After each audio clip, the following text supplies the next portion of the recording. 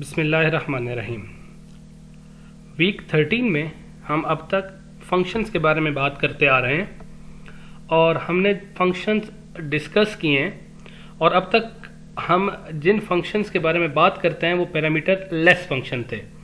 आज के इस फंक्शन में हम बात करेंगे पैरामीटराइज फंक्शंस के बारे में।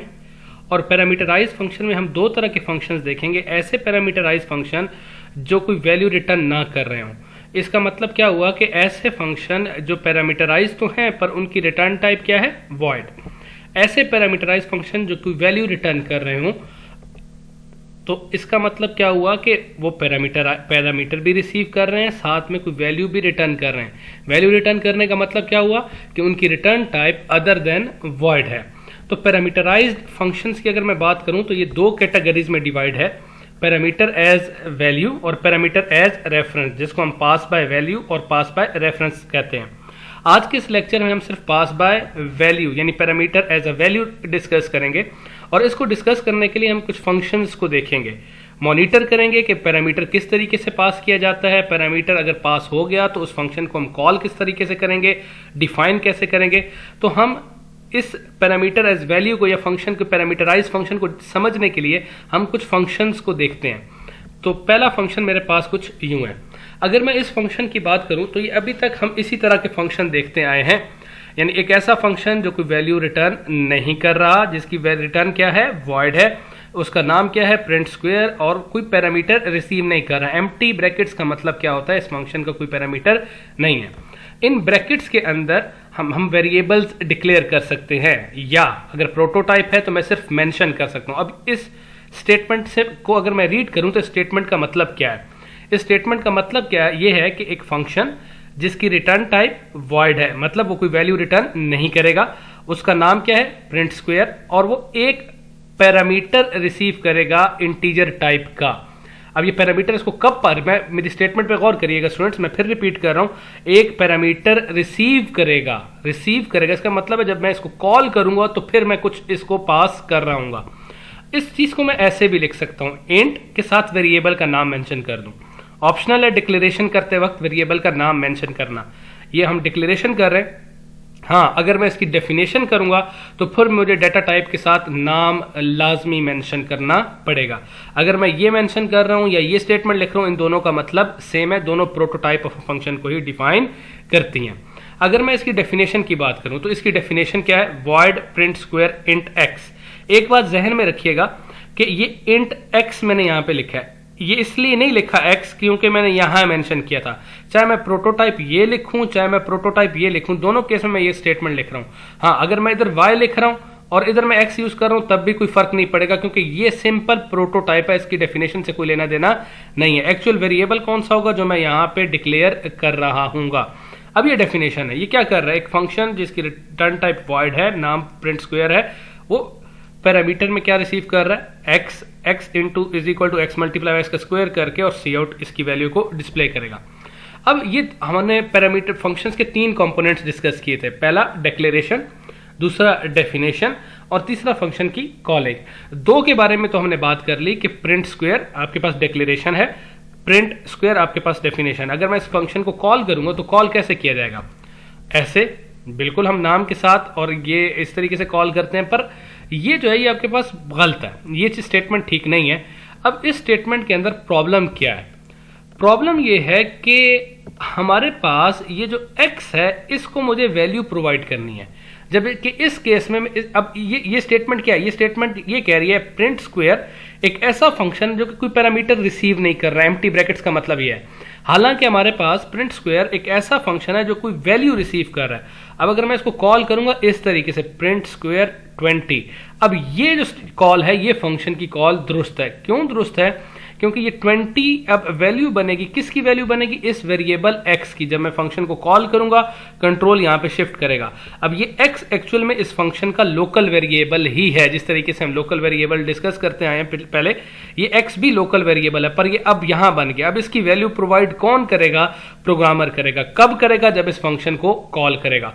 और याद रखिएगा इस वेरिएबल की वैल्यू प्रोवाइड करना कंपलसरी है इस केस में, यानी यहाँ पे अगर मैं इसकी वैल्यू मिस करता हूँ, जिस तरह यहाँ मैंने वैल्यू नहीं दी, तो इसका मतलब वो जानता ही नहीं है, वो कहता है ऐसा फंक्शन एग्जिस्ट ही नहीं कर रहा जो प्रिंट स्क्वायर के नाम से और उसकी ब्रैकेट्स एम्प्टी हों। तो हम दो चीजें यहाँ बात करते हैं, पैरामीटर और आर्ग्यूमेंट्स।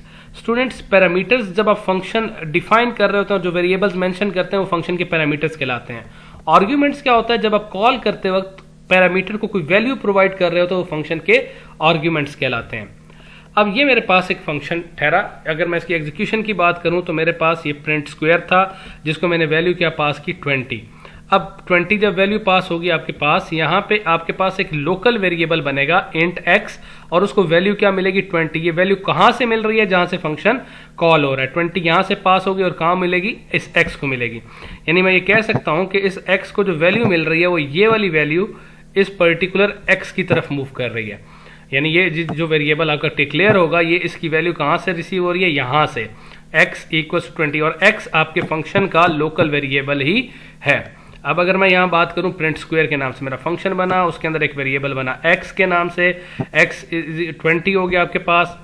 अब इस लाइन पे क्या होगा, x इंटू एक्स। अब x से क्या मुराद है, प्रिंट स्क्वायर के अंदर x जो पड़ा हुआ 20 इंटू 20, आंसर आपके पास क्या आ गया 400 किसको असाइन हो गया, x को। और जब मैं सी आउट x करूंगा तो आपके पास ये वैल्यू डिस्प्ले हो जाएगी कुछ इस तरीके से। आपके पास जो वैल्यू नजर आएगी वो क्या होगी, 400। अब फंक्शन की कॉल खत्म हुई तो इससे भी वैल्यूज ले ली जाएंगी। ऑब्वियस बात हमने बात की थी कि जब फंक्शन की कॉल खत्म होती है तो उसके जितने वेरिएबल्स हैं या जो मेमोरी उसको एलोकेट होती है वो ले ली जाती है। अब अगर मेरे पास ये फंक्शन इस तरीके से हो कि मैं यहाँ पे इंट v, मेरे पास एक मेन बना, मेन के अंदर एक वेरिएबल डिक्लेयर हुआ, उस वेरिएबल मैंने वैल्यू स्टोर की 10, इनपुट ले ली 10, प्रिंट स्क्वायर फंक्शन कॉल हो रहा है। अब यहाँ पे मैं क्या इसको पास कर रहा हूँ, v does not mean anything, v means a memory block having a value, एक इसकी वैल्यू क्या है 10, तो this v will be replaced by 10। Actual में अब आपके पास क्या पास हो रहा होगा, v पास नहीं होता, क्या पास हो रहा है आपके पास 10, और ये 10 किसको रिसीव होगा, x में जब ये वैल्यू रिसीव हुई तो कुछ इस तरीके से आपके पास वेरिएबल बनेगा x equals to 10। Print square के अंदर एक वेरिएबल है जिसका नाम क्या है x और उसकी वैल्यू क्या है 10। x is equal to x into x, 10 into 10 आपके पास रिजल्ट 100 जनरेट होगा और ये यहाँ पे रिप्लेस करेगा, सी आउट इस वैल्यू को डिस्प्ले करेगा और आपके पास दोबारा फंक्शन वहीं पे वापस आएगा जहाँ से फंक्शन कॉल हुआ था। तो और आपके पास जब फंक्शन कॉल खत्म तो आपके पास ये वही चीज़ थी हमारे पास जो हमने डिस्कस की कि आपके पास इस तरीके से प्रिंट स्क्वायर कॉल हो रहा है और आपके पास ये 100 वैल्यू यहाँ पे रिटर्न कर रहा है। तो आई होप आपको ये चीज़ क्लियर हो गई होगी। अब यहाँ पे मेरे पास एक फंक्शन है जिसका नाम क्या है ऐड, रिटर्न टाइप क्या है वॉइड ऐड, और वो कितनी वैल्यूज रिसीव कर रहा है। अब अगर मेरे पास मल्टीपल वैल्यूज होंगी तो मैं कॉमा सेपरेटेड मेंशन करता जाऊंगा, int x comma int y comma int z comma int w, जितनी भी वैल्यूज करूंगा। हाँ, अब जब मैं इस फंक्शन को कॉल करूंगा तो याद रखना मैं इस फंक्शन को कॉल करते वक्त कुछ वैल्यूज प्रोवाइड करूंगा। यानी अगर मैं इस फंक्शन की कॉल मेंशन करता हूँ इस तरह तो ये कॉल गलत है। क्यों? क्योंकि आपको x और y की वैल्यूज देनी है। अगर मैं इसको कॉल करता हूँ ऐसे तो ये कॉल भी गलत है क्योंकि आप सिर्फ एक वैल्यू प्रोवाइड कर रहे हो जबकि मेरे पास वहां पे कितने वेरिएबल्स हैं, 2 वेरिएबल्स हैं। ये कॉल भी आपके पास गलत है। अगर मैं ऐसे प्रोवाइड करता हूँ कॉमा, नहीं, आप तो एक वेरिएबल की अभी भी वैल्यू दे रहे हो तो इसका मतलब है ये बात भी गलत है। हाँ, अगर मैं ये स्टेटमेंट, अब ये स्टेटमेंट दुरुस्त है। क्यों? क्योंकि ये जो 2 है ये आपके पास कहाँ मूव करेगा, इस x की वैल्यू बनेगी और ये आपके पास, यानी अगर मैं ये इस फंक्शन की कॉल को डिस्कस करूं तो मेरे पास क्या बन जाएगा, इंट x इक्वल्स टू 2 और साथ ही मेरे पास क्या बनेगा, इंट y इक्वल्स टू 5। यानी इस कॉल के अगेंस्ट आपके पास कुछ इस तरीके से वैल्यूज आ रही होंगी। फिर यानी ये कॉल दुरुस्त हुई। अब मेरे पास 2 वेरिएबल्स हैं, मैं यहाँ पे वेरिएबल्स भी मेंशन कर सकता हूँ कॉल करते वक्त। Add a comma b, a से क्या मुराद है आपके पास कौन सी वैल्यू 4, b से क्या मुराद है आपके पास कौन सी वैल्यू 9। अब 4 एक्चुअली किसकी वैल्यू बन रही होगी, x की, और 9 किसकी वैल्यू बन रही होगी, y की, कुछ इस तरीके से। अब मैं एक वैल्यू फिक्स कर सकता हूँ, दूसरी वैल्यू किसी वेरिएबल के अंदर से भी एक्चुअली वैल्यू आई पिक हो रही होगी। इसी तरह कोई भी वैल्यू आप अल्टरनेट कर सकते हैं, 9,5, आप a,5, a भी कर सकते हैं, a,5 भी कर सकते हैं, वो आपकी अपनी मर्जी है। तो फंक्शन कॉल करते हुए हमने देखा कि अगर मैं किसी एक वेरिएबल की वैल्यू भी मिस कर रहा हूँ तो आपकी फंक्शन कॉल नहीं होगी। अब ये फंक्शन कितनी वैल्यूज रिसीव कर रहा था, 2 वैल्यूज रिसीव कर रहा था जो कि आपके पास कुछ इस तरीके से थी। तो हमारे पास कुछ फंक्शंस ऐसे हैं जो पैरामीटर्स भी रिसीव कर रहे हैं और साथ ही वो वैल्यू भी रिटर्न कर रहे हैं। अब वैल्यू कहाँ पे रिटर्न होगी स्टूडेंट्स, आपने उसी पॉइंट को रिकॉल करना है जो हमने पहले डिस्कस किया था कि जब फंक्शन कॉल होता है कहाँ जाता है, फंक्शन डेफिनेशन की तरफ। डेफिनेशन मुकम्मल करने के बाद कहाँ पे वापस आता है, जहां से फंक्शन कॉल हुआ था। अब अगर मैं इस स्टेटमेंट को देखूं या इसको एनालाइज करूं तो मेरे पास यहां से प्रोग्राम एग्जीक्यूट होगा। सबसे पहले मुझे एक मेन का ब्लॉक मिलेगा, उस मेन में मेरे पास दो वेरिएबल्स होंगे n और sqr के नाम से। इसी तरीके से मेरे पास cin, मैं इस वेरिएबल में इनपुट लूंगा और यहां पे मेरे पास क्या हो रहा है, गेट स्क्वायर, यानी सबसे पहले आपके पास ये फंक्शन कॉल होगा। अब इस फंक्शन में मेरे पास क्या है, गेट स्क्वायर n से मुराद क्या है, n के ब्लॉक में वैल्यू क्या पड़ी हुई है 10, तो ये 10 आपके पास यहाँ पे रिप्लेस होगा। अब एक्चुअली ये 10 किसकी वैल्यू बनेगी, आपके पास इस x की वैल्यू बन रही होगी। कुछ इस तरीके से फंक्शन की तरफ आया, गेट स्क्वायर के नाम से एक मेमोरी एलोकेट होगी फंक्शन को, इंट x, उसमें एक वेरिएबल बनेगा x इक्वल्स टू 10। अब रिटर्न करते वक्त सबसे पहले इस स्टेटमेंट को इवेल्युएट करेगा। x इंटू एक्स से क्या मुराद है, 10 इंटू 10, यानी x इंटू एक्स से हमारी क्या मुराद हुई, 10 इंटू 10, 10 इंटू 10 का रिजल्ट क्या है 100, तो ये 100 रिटर्न करेगा। अब फंक्शन कहां पे ये वैल्यू रिटर्न करेगा, जहां से कॉल हुई थी, मतलब इस जगह के ऊपर मेरे पास जो वैल्यू रिटर्न होगी वो क्या वैल्यू रिटर्न होगी 100, और 100 किसको असाइन हो रहा होगा, SQR को। तो ये वैल्यू आपके पास रिटर्न हुई कहां पे, इस पॉइंट के ऊपर, और ये कहां असाइन हो गया SQR। तो ये फंक्शन की वैल्यू रिटर्न हुई। फंक्शन जो वैल्यू रिटर्न करेगा वो कहां पे हो जाएगी, जहां से फंक्शन कॉल हुआ था। तो यही हमारे पास हमने अभी जो डिस्कस किया वो यही चीज़ थी आपके पास कि फंक्शन कॉल हो रहा है, कॉल होते हुए दोबारा वहीं पे उस चीज़ को हम दोबारा रिकॉल कर रहे हैं। ज़रा दोबारा कहाँ जाएगा, 10 इन 10 100 100 100 कहाँ पे मूव करेगा, जहाँ से फंक्शन कॉल हुआ था। आई होप आपको ये बात समझ आ गई होगी। पर अब तो हमने क्या चीज़ डिस्कस की, पैरामीटराइज फंक्शन, यानी फंक्शन के पैरामीटराइज अगर बनाना है तो कैसे बनाना है, पैरामीटर और आर्ग्यूमेंट में क्या डिफरेंस है, parameterize function and returning a value, एक पैरामीटराइज फंक्शन और वो वैल्यू कैसे रिटर्न करेगा।